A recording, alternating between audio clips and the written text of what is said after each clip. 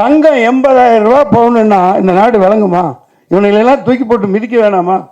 தூக்கி போட்டு மிதிக்க வேணாமா? ஒரு 4-5 வருஷம் 6 வருஷத்துக்கு முன்னாடி 30,000 தானே இருந்துச்சு. ஏன் ஏற்ற வர்ற? ஏன்னா கப்பல், ஏர்போர்ட்டு எல்லாம் தூக்கி கொடுத்துட்டா தனியாக இருக்கு.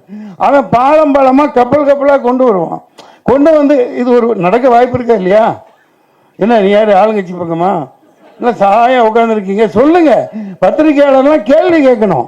இப்போ இது 30,000 ரூபாய்க்கு இருந்தால் தானே இந்த ஏழை பொண்ணுகளுக்கெல்லாம் கல்யாணங்களை எப்படி நடத்த வைப்பாங்க? 80,000 ரூபா கொடுத்து யார் வாங்கி நடத்துவா?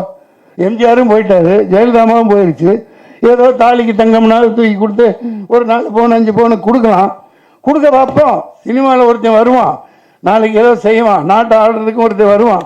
எல்லா பெண் குழந்தைகளுக்கும் 10 பவுன் அல்லது 50 பவுன் இந்தா வெறும் 30,000 ரூபாயில் வெறும் 20.